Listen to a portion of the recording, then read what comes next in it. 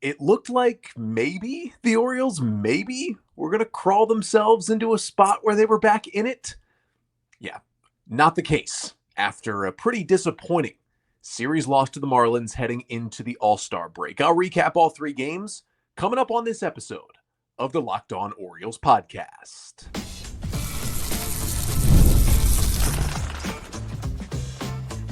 You are Locked On Orioles, your daily Baltimore Orioles podcast. Part of the Locked On Podcast Network, your team every day.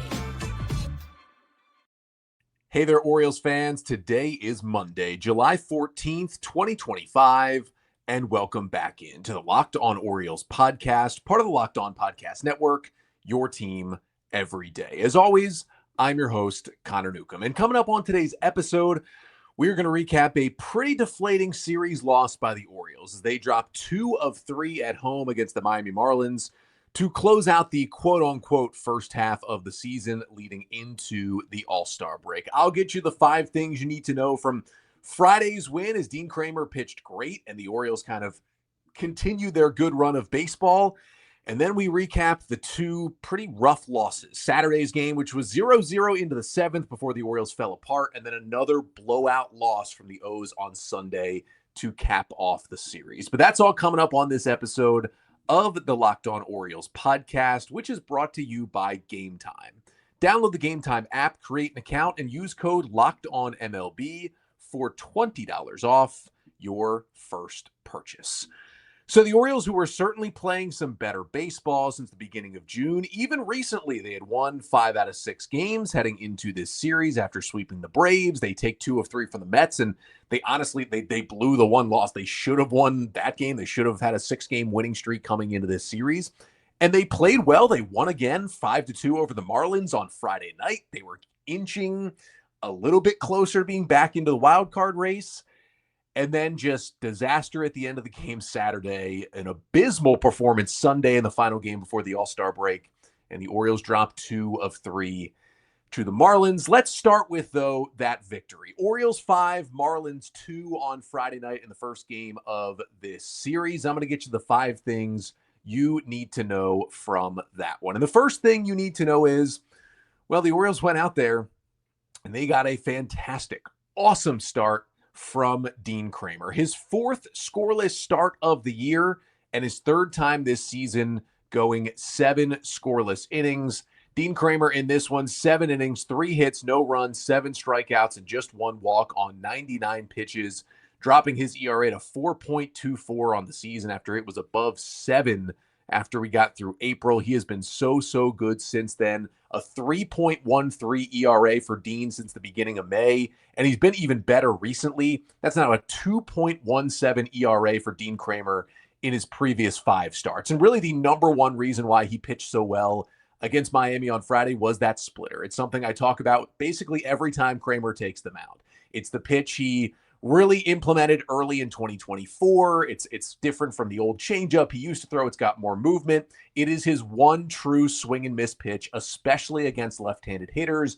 It is the X factor for him, and that thing was just dancing on Friday night. I was in the crowd for that one, just my 2nd game of the year, but the Orioles are 2-0 when I'm in attendance in Baltimore. Did go to 1 game in DC to see them lose, but 9 whiffs on 15 swings on that splitter against Marlins hitters for Kremer. 9 whiffs on the splitter, 2nd most of his career. Remember, he had that crazy game against Detroit on June 12th when he got 16 swings and misses, just kept throwing splitter after splitter after splitter. But he was even throwing that pitch to right-handers. I mean, he struck out Javier Sanoja, the number 9 hitter, on just a filthy right-on-right splitter at some point in that game to help him get to those 7 strikeouts. And really the most impressive one was he got a strikeout of Xavier Edwards in that game. He had a 1-1 count. He threw back-to-back splitters below the knees. Xavier Edwards swung and missed on both of them for the strikeout. Edwards is known as kind of this, Luis Arraez light type player.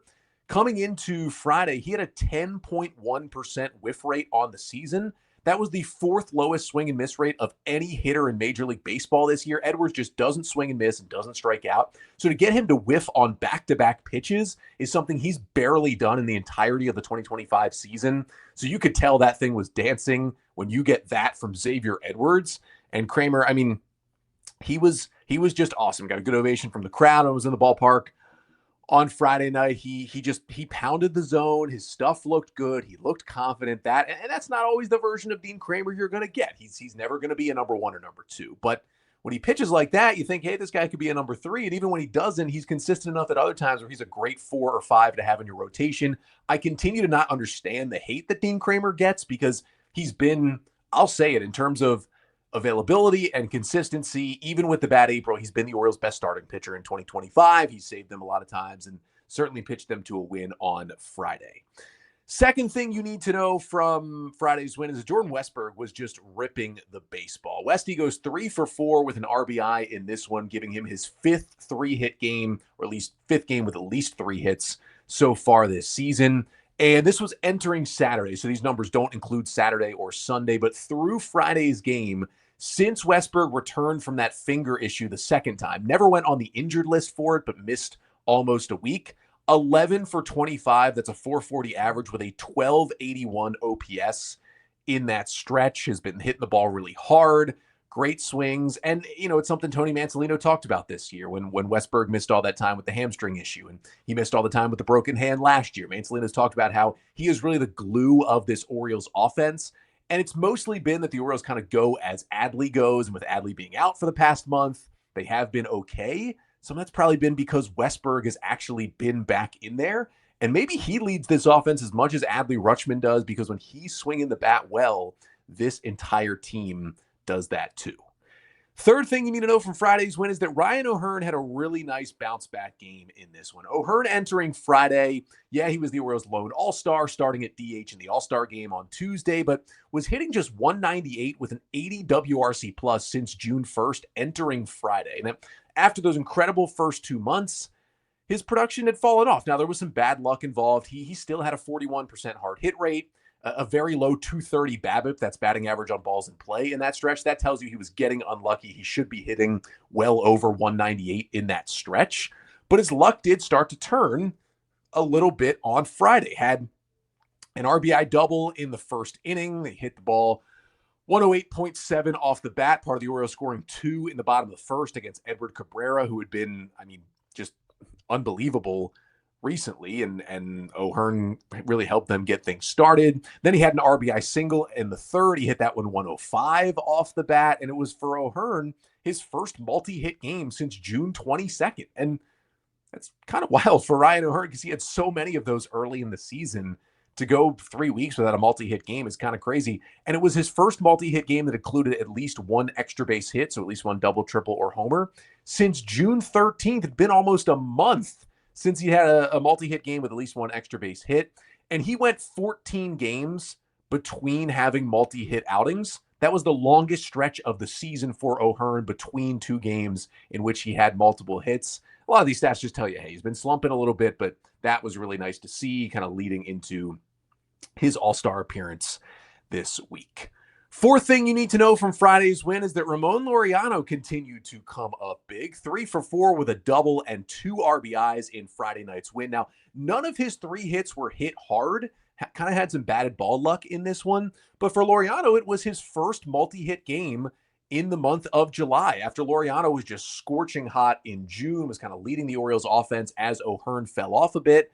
His bat had cooled off even after his 3 hits Friday. Laureano just a 600 OPS in this first half of July. But for Laureano, he gets his 5th game of the year with at least 3 hits. And most of this Orioles offensive damage, they got 2 in the first. They added 2 more in the third to jump out to an early lead in Friday's game. And most of it came against Edward Cabrera, the Marlins starting pitcher who had entered the game just dominating lately, had a 2.11 ERA in his previous 11 starts coming into Friday. Now, something was clearly wrong. Cabrera did leave after 4 innings with what the Marlins called elbow soreness. Neither he nor the Marlins staff were super concerned about kind of the long term of the elbow, but it is something to monitor since he left after only 76 pitches, although he gave up the 4 runs. He'd been incredible lately. It's somebody who's had a surgery before, but it's still a great offensive performance against a red-hot pitcher. You take it with a little grain of salt just because Cabrera did leave with injury. But the 5th and final thing you need to know from the Orioles' 5-2 win over the Marlins on Friday night is the bullpen came in and close things out. 7 scoreless from Dean Kremer. Then the Orioles got a 1-2-3 eighth inning from Yennier Cano. Andrew Kittredge, who had been awesome lately, 6 straight scoreless appearances, came in with a 5-0 lead in the 9th inning, and he did give up a single and then a 2-run homer to Otto Lopez to begin the 9th, but he locked it in, got the next 3 batters out to secure that 5-2 win. And even with the little bit of stress in the 9th, it was just kind of a simple, straightforward, good win, right? You get a great start, you get some early scoring, so you hold the lead, the bullpen able to hold on to it, some key swings when you need them, and there haven't been a lot of those of the Orioles' 43 wins this year. Even with the 43 wins they've gotten, they've had to scratch and claw to get to some of them. So it was really nice to just kind of be in the ballpark and the Orioles take a 2-0 lead in the first inning. And after that, the way Kremer was pitching and the way they were swinging the bats, you just never really felt like this game was in question or in danger. And they just finished off 9 innings and got the W. And you'd love to see more of that from the Orioles moving forward. Unfortunately, we did not see any more of that for the rest of the weekend, because that Orioles offense that performed well didn't show up on Saturday. And even though they got another great start, it was not enough for a victory. I'll tell you why they lost on Saturday coming up next. But first, this episode of the Locked On Orioles podcast is brought to you by Game Time. Now, we've all been there, logging on early and waiting forever for concert tickets to go on sale, only to lose your spot for a show you've been dying to see. Live music should be about making memories, not dealing with the stress of ticket shopping. That's where Game Time comes in. Game Time makes getting concert tickets faster and easier than ever. Prices actually drop as it gets closer to showtime, and you can save up to 60% off with their killer last-minute deals. And if you're tired of endless scrolling trying to find the best deal, Game Time's Zone Deals pick the best seats in your section just for you. And with Game Time, the price you see is the price you pay. No hidden fees. So take the guesswork out of buying concert and show tickets with Game Time. Download the Game Time app, create an account, and use code LOCKEDONMLB for $20 off your first purchase. Terms apply. Again, create an account and redeem code LOCKEDONMLB. That is LOCKEDONMLB for $20 off. Download the Game Time app today. Last minute tickets, lowest price, guaranteed.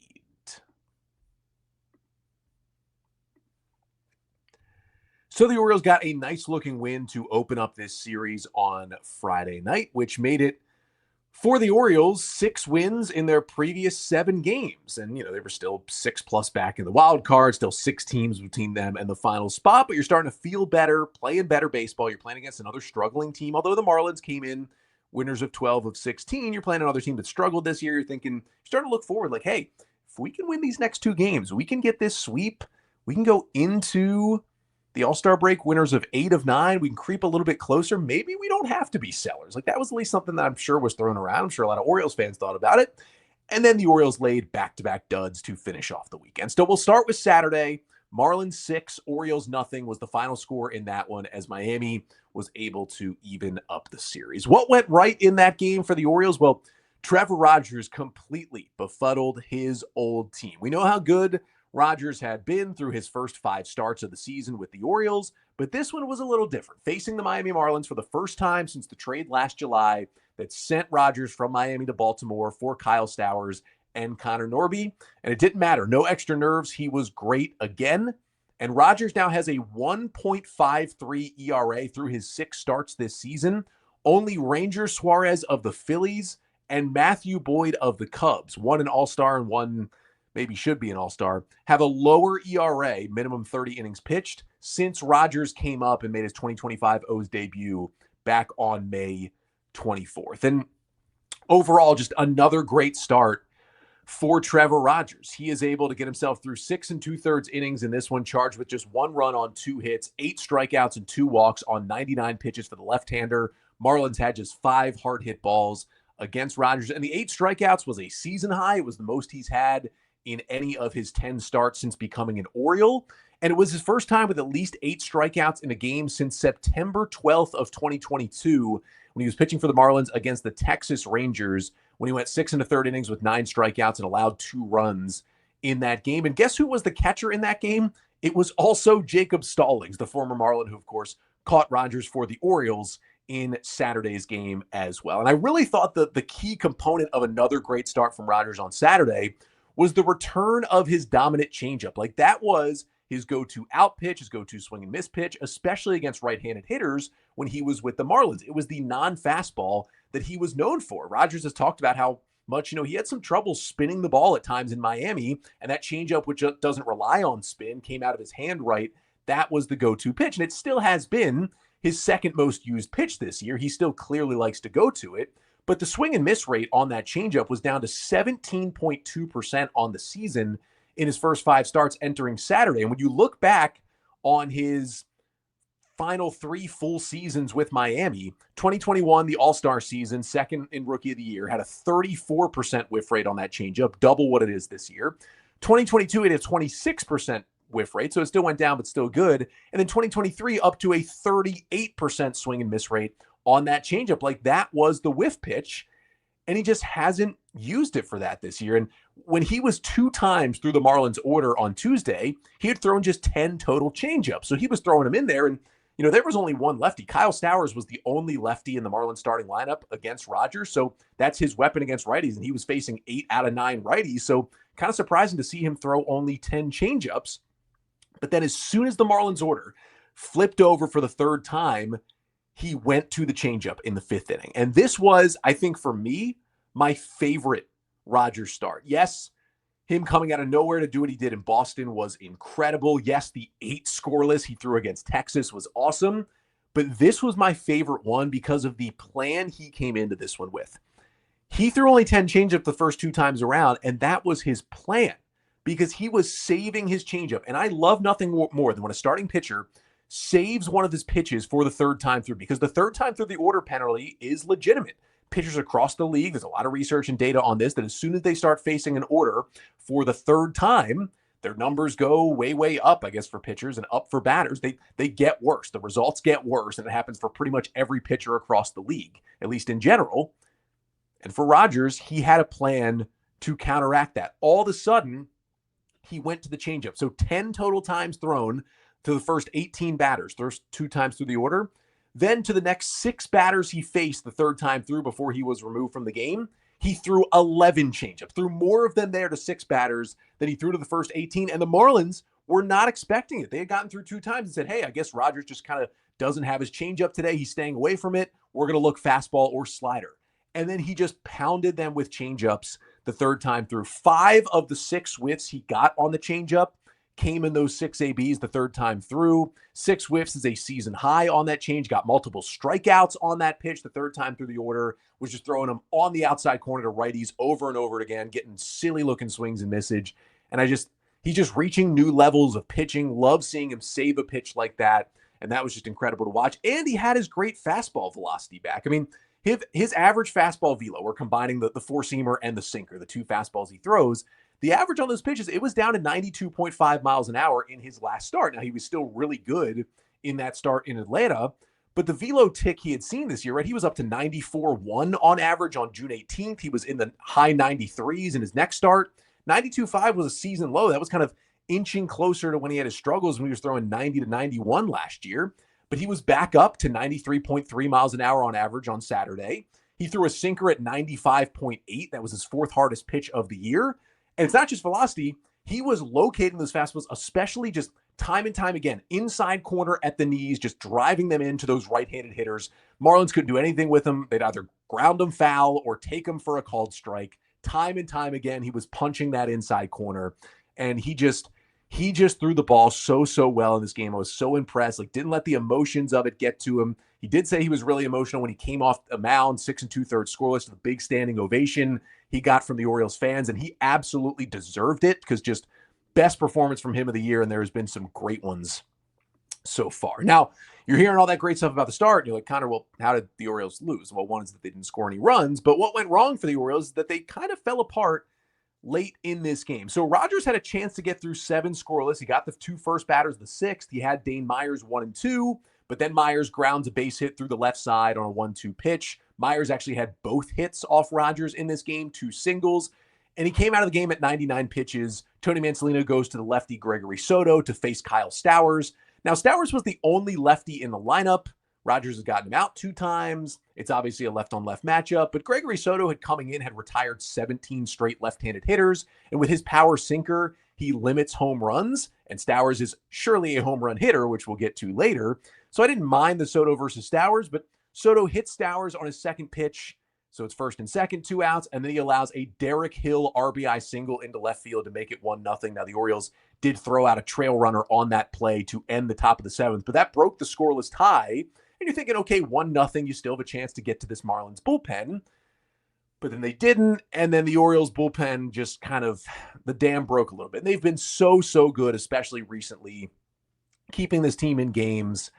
Just a slip up here. Sir Anthony Dominguez gives up a double and a single in the 8th. He allows a run. Just the second run Dominguez has allowed in his last 19 outings. He's been so great. He just didn't have the splitter. Both of those hits he allowed for the run to score were by left-handed hitters, and splitter is what neutralizes them. He just didn't have command of it, and he's a different pitcher.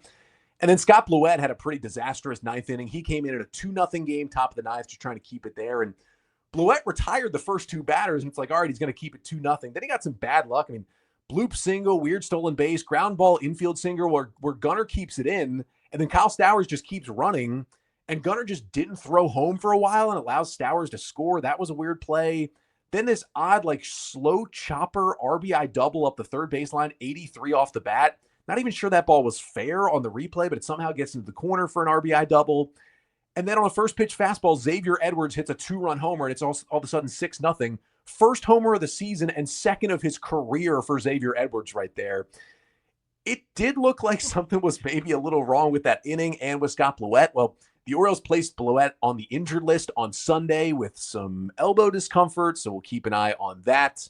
They recalled Colin Selby, or excuse me, not Colin Selby. They activated David Banuelos on the roster to take his place on Sunday, who actually appeared in the game, but not as a catcher. So it's kind of that the Orioles have a franchise record, 7 catchers that have appeared this year. But Blowout gets the All-Star break to work through this, and we'll kind of keep our eye on that, but just kind of sloppy in those last 3 innings from the Orioles. And the shout out, it has to go to Jansen Junk, the Marlins starter in this game, who just stymied the Orioles, 7 scoreless, 5 hits, 2 strikeouts, no walks on just 85 pitches.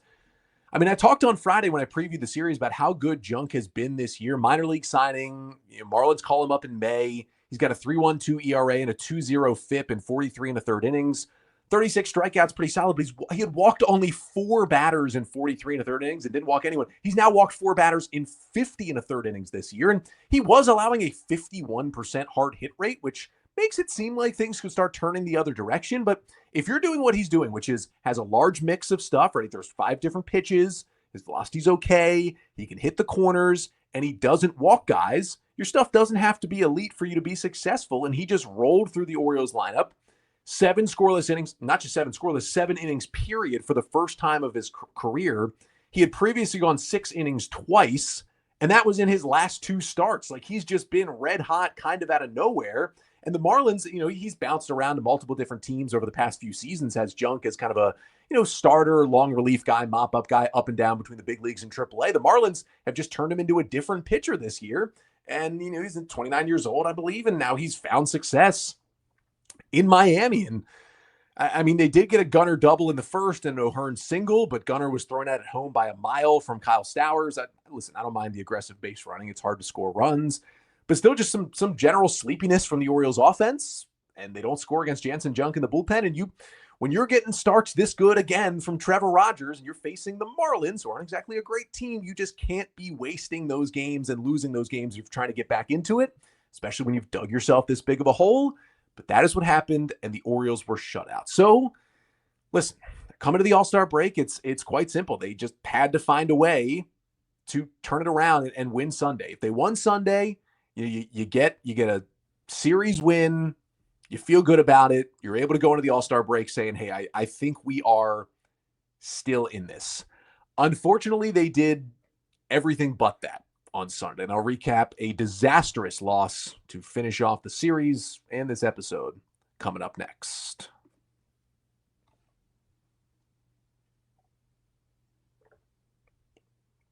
So for the Orioles, even with the rough performance late Saturday, still a chance to win another series. Would have been 5 series wins in their previous 7 for the O's. That would have been Certainly a good thing to see. You would love that. They came out on Sunday, and it was an absolute, complete, and utter dud from the Orioles. Final score from Sunday, Marlins 11, Orioles 1, as the O's dropped 2 out of 3 in this series and head into the All-Star break with a 43-52 record.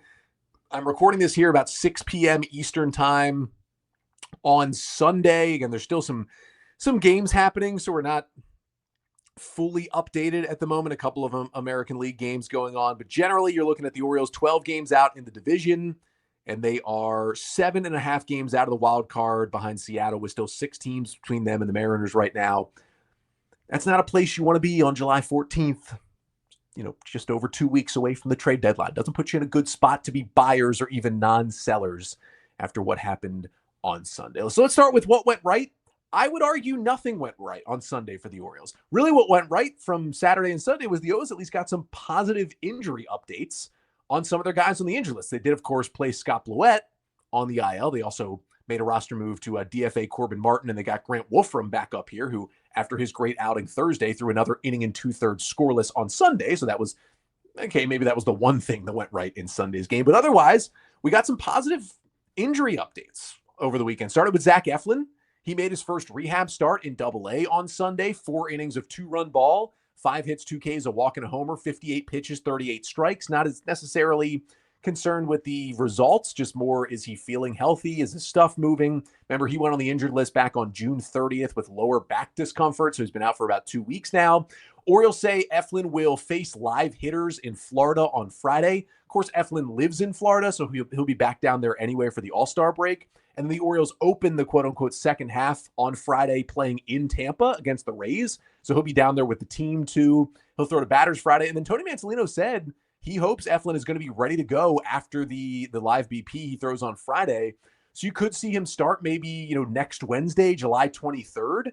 And that would give him 2 starts before the trade deadline. So if the Orioles, at the very least, are looking to deal Eflin, who is an impending free agent, even with the struggles and the injuries this year, if he looks healthy and looks good, and potentially, I thought he would only get 1 before the deadline, but it looks like if all goes well, he's going to get 2 starts before the deadline. If he can look good in both of those, I kind of took him off the table as a trade candidate. But if he looks good in those 2, he's probably back on the table potentially for the Orioles to be able to deal. Now, Cade Povich also made a rehab start. He pitched in Aberdeen on Sunday. 3 perfect innings with 3 strikeouts, 9 up, 9 down, 30 pitches, 23 strikes for Povich. He went on the injured list back on June 16th with left hip inflammation. He's been out for almost a month. He did think he was going to come back earlier. He actually made a rehab start in Triple-A back on June 26th, and it went okay. But then a couple days later, he was feeling more hip pain, so the Orioles kind of shut him back down. And this on Sunday was his first appearance since then. Orioles say he will pitch on Saturday. Didn't mention what level it was. Could be high A, Double-A, Triple-A, depending on what kind of works best for their schedule. And then the O's will go from there. No guarantee that it'll be Saturday and then he'll be back, but we'll kind of see from there. And you would think space will open up after the deadline. Morton's probably going to be traded, maybe even Eflin now too, and that's kind of the space Povich would probably take back over into the Orioles rotation. Keegan Aiken is scheduled to begin a rehab assignment in Triple-A on Tuesday. He was placed on the injured list on July 2nd with left shoulder inflammation. Orioles will definitely want him back in the bullpen because they were running with just 1 lefty and Gregory Soto for a while. Now they've re-added Grant Wolfram, so they at least have the second lefty. But Soto's probably going to be dealt, so you're probably going to be back to 1 lefty in Grant Wolfram. You're really going to want Keegan Aiken back to be your number 1 lefty, so that'll be nice to see as long as his rehab goes well. Ryan Mountcastle, we haven't seen him in a while. He will start a rehab assignment next Tuesday. That is July 22nd. Orioles didn't say where in terms of level quite yet. I'm assuming Triple-A, but we will see. For Mountcastle, he's on the 60-day injured list right now. He'll be eligible to return on July 30th. So if he's starting a rehab assignment 8 days before that, he could return by then. He's been on the injured list since May 31st when he suffered that grade 2 right hamstring strain. And his return time has been actually a little quicker than we thought at this point if he's going to play in games next Tuesday, but a lot could change between now and then. If Ryan O'Hearn is traded, Mountcastle being able to return basically right at the deadline would kind of perfectly fit into the roster. If not, you probably see Kobe Mayo potentially sent back to Triple-A to give Mountcastle a spot. It stinks, but Mayo really hasn't been playing a lot lately since the Orioles have gotten much healthier in their lineup. And then Adley Rutschman took batting practice from both sides of the plate on Saturday. That is certainly a good sign. He will also go to Florida this week and catch a 2-inning bullpen from Kyle Bradish in Florida on Saturday. Those are a lot of good words I'm saying right there. Rutschman has been on the injured list since June 21st with a left oblique strain. Obviously, with the Orioles' current catching situation, we all cannot wait for Rutschman to potentially come back. That's the good stuff from Sunday. None of that was about the game. Now the game. What went wrong? The Orioles offense did nothing again. Yuri Perez is nasty, especially compared to Jansen Jung. He is nasty. But the bats were asleep at the wheel in back-to-back days. And luckily, Ramon Laureano hit a solo home run in the 8th inning to get the Orioles on the board in this 11-1 loss. Had he not, it would have been back-to-back shutout losses for the first time this season for the Orioles. Luckily, he got that run in the 8th. I mean, they had been shut out back-to-back since July 10th and 11th of last year against the Cubs. But even with the one run in 2 games here to finish off these 2 losses for the Marlins, probably a good time for the All-Star break. I mean, the Orioles obviously didn't pitch very well. The starter, the bullpen, Yennier Cano gives up 3 runs. Yeah, just that kind of game on Sunday. I mean, you look at what the Orioles have done recently. One of the nice things has been they really haven't suffered a lot of these blowout losses. I mean, they did have one July 1st against Texas. I don't know. It's been too many of these. Been way too many of these this year. Shout out for Sunday. It's got to go to Kyle Stowers. Who else would it go to? That's the kind of weekend it was.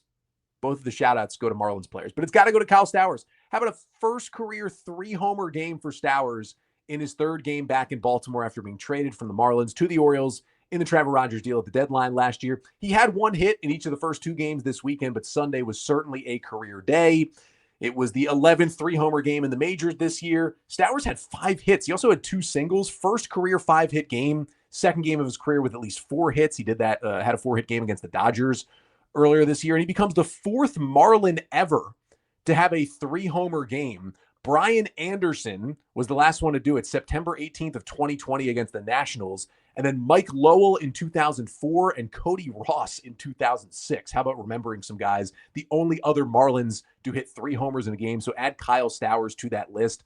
139 WRC plus, made his first All-Star game. He is the Marlins representative. All well-deserved for Stowers. Not going as well for Connor Norby. He did have a base hit Friday, was out of the lineup Saturday, and was placed on the injured list before Sunday's game. He's got just an 81 WRC plus for the Marlins this year after he was the one who was really good after the trade last year in the second half, and kind of Stowers struggled. But I mean, listen, I get Orioles fans are going to be upset. Kyle Stowers returns and hits 3 home runs and leads the Marlins to a series win that probably buried the Orioles into officially being sellers. Yeah, that's disappointing. But not as disappointing as it would have been if Trevor Rogers were still bad or were still in AAA. You've got Trevor Rogers pitching to a 1.53 ERA in 6 starts and pitching like an ace. And is, I think clearly, at least at the moment, the best pitcher in the Orioles rotation. And then you still get Rogers for another year in 2026. It's looking much more like a win-win trade, right? Stowers is an all-star. Rogers is great. Norby's at least a major league-ish player for the Marlins right now. And you take that trade. If you're both sides, it's looking a lot different than it did 6 months ago or so. But yeah, if you still want to be mad at that trade, okay. But the Orioles got what looks like a really good starting pitcher right now. We'll see how it plays out the rest of this year into next year beyond for Stowers and Norby. And I get it, right? The Orioles have had a bad O'Neill and a bad Kerstad and all that. I understand that. They've had injuries to Cowser. I get it. They could have used Stowers, but Rogers has been awesome this year. So looking like a win-win, at least at this moment. Wasn't a win-win over the weekend. It was 2 wins for the Marlins and just 1 for the Orioles as we head into the All-Star break. But that's no break for this podcast. No siree. Maybe usually kind of get more content during the All-Star break because a lot is going on. Enjoyed the Home Run Derby tonight. I will be back tomorrow. We'll be recapping the entirety of the Orioles draft. Rounds 4 through 20 to end the draft are happening today, starting at 11 a.m. I will have an episode tomorrow breaking down all 24 picks the Orioles made in this 2025 MLB draft, giving you something to know on all 24 guys. If you missed it, make sure to go back to wherever you listen to the show or right here on the Locked On Orioles YouTube channel. Like, comment, and subscribe as well. And you can check out the live episodes I did on Sunday night, breaking down the Orioles' first 4 selections on day 1 of the draft on Sunday. So I will be back tomorrow, also planning on announcing what the giveaway will be on the show as well tomorrow to celebrate 9,000 subscribers. But until then, I'm Connor Newcomb, and this has been the Locked On Orioles podcast, part of the Locked On Podcast Network. Your team every day.